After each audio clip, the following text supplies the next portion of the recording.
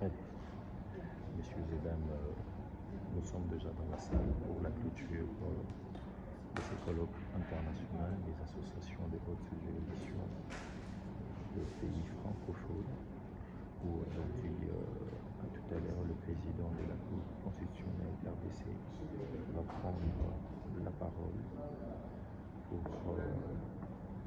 son mot d'ouverture, et nous vous laissons suivre déjà l'intégralité de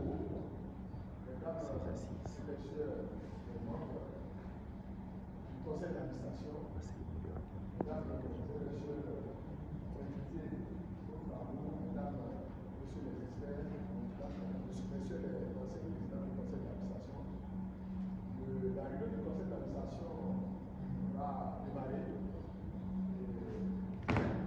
Il est prévu deux interventions, celle du président de la Cour constitutionnelle de la RDC et celle de M.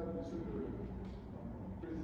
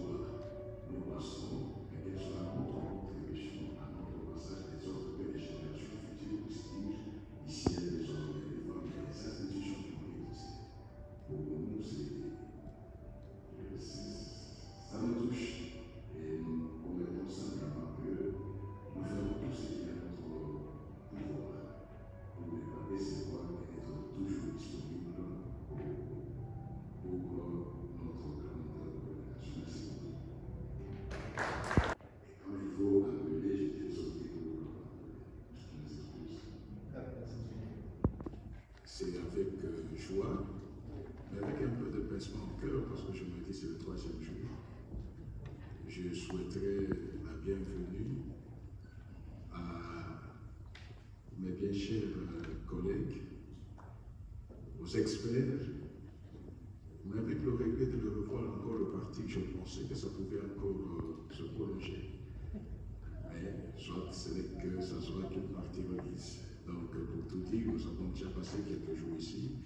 Et en ce moment où nous débutons cette assemblée, la séance de l'Assemblée générale, la Cour constitutionnelle de la RDC se fait le plaisir par ma bouche de vous souhaiter encore une fois de plus bienvenue dans ce pays et vous souhaite de passer ces derniers moments de détente et d'attention pour que ces travaux d'Assemblée générale se terminent avec beauté et que cette session puisse demeurer, nous l'espérons, historique. Bons travaux à tous. Voilà, ça c'est les photos souvenirs avec le bureau des AAAHJF et le membre de l'OIF après avoir fini le travail intense. Honnêteté que nous avons tenu ici à Kinshasa des réunions dans des conditions les plus optimales, dans les meilleures conditions. De mémoire d'abord du secrétaire général de l'Association africaine des religions francophones et de mémoire du président de cette association depuis l'année 2021, nous n'avons jamais eu une réunion qui soit aussi belle, qui soit aussi grande, non seulement en termes de participation. Le réseau compte 39 juridictions. Nous avons réussi la prouesse d'avoir ici à Kinshasa 33 juridictions sur les 39. C'est un record jamais égalé dans l'histoire de l'association. Ensuite, nous avons bénéficié des conditions extraordinaires de séjour. Toutes les délégations ont été bien accueillies. Toutes les délégations ont été mises dans les conditions qui ont rendu tout à la fois agréable et utile leur séjour en République démocratique du Congo. Mais qu'est-ce que nous sommes venus faire? Nous sommes venus travailler à l'enracinement de la démocratie en Afrique francophone. Nous sommes venus échanger en tant que juges de dernier recours, dont les décisions sont insusceptibles de recours. C'est nous qui forgeons, qui élaborons la jurisprudence au niveau de nos États. Et les juges, quand ils disent, c'est qu'ils ont dit. Alors, dans ces conditions, ces juges n'ont pas droit à l'erreur.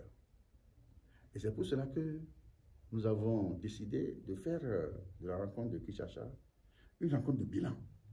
Bilan de l'action des hauts magistrats dans l'enracinement de la démocratie en Afrique. La gouvernance de nos États commande qu'il y ait des contre-pouvoirs.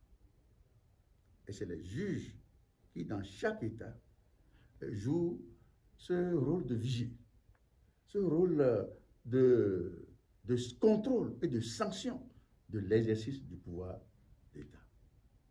Qu'avons-nous fait de notre mission, nous les hauts magistrats?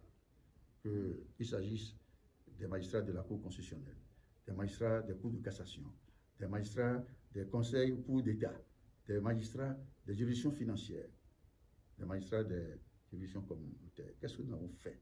Nous avons fait le bilan. Il y a eu des progrès, il y a eu des avancées, mais il y a eu également des raisons de déception.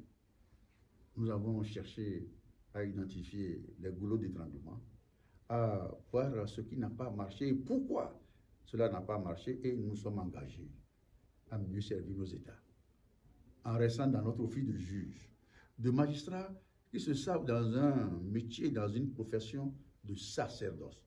La dimension sacerdotale de notre mission a été perçue, acceptée par tout le monde.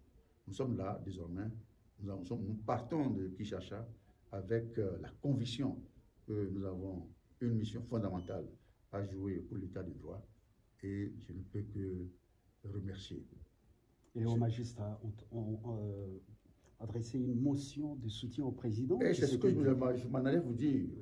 On ne peut que remercier le président de la République pour les conditions exceptionnelles dans lesquelles il nous a mis ici, les moyens extraordinaires qu'il a mis à notre disposition pour la réussite de nos travaux. Vous avez dit également que la Cour constitutionnelle de la RDC a intégré le conseil d'administration de l'association. Sur base de quels critères? Sur la base de critères très objectifs. Nous sommes une juridiction qui a l'ambition de couvrir toute l'Afrique francophone. Il y a des juridictions de l'Afrique de l'Ouest, il y a des juridictions de l'Afrique centrale. Nous avons estimé que l'Afrique centrale avait encore sa place à occuper au niveau du conseil d'administration de notre association. Nous avons remarqué également que les juridictions constitutionnelles ont encore leur place à occuper. Et à l'unanimité des membres du conseil d'administration et de l'Assemblée générale, la Cour constitutionnelle de la RDC a été admise désormais comme un membre à part entière au niveau du conseil d'administration. La dernière préoccupation, Monsieur le Président. Oui. Notre dernière préoccupation. Il y a 2 ans, oui, le Congo était chargé de leur animation. Le président communautaire était un homme extraordinaire. En si peu de temps, non seulement il a redonné vie à la coopération de sa juridiction avec la juridiction sœur, mais également accueilli dans les conditions que vous avez vues en tant que journaliste, les conditions exceptionnelles dans lesquelles nous avons travaillé, la richesse, la densité de nos débats. Nous lui devons tout cela.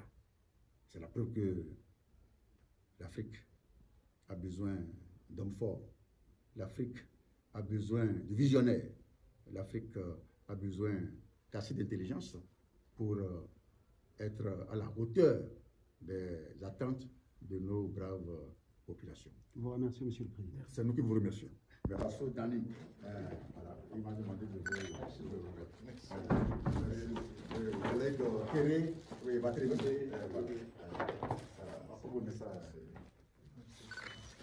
Merci, monsieur Béni. Combat avec un courage extraordinaire. Les Français, lors de la pénétration des forces françaises au Dahomey, elles se sont opposées à la pénétration coloniale et leur devise c'est vaincre ou mourir.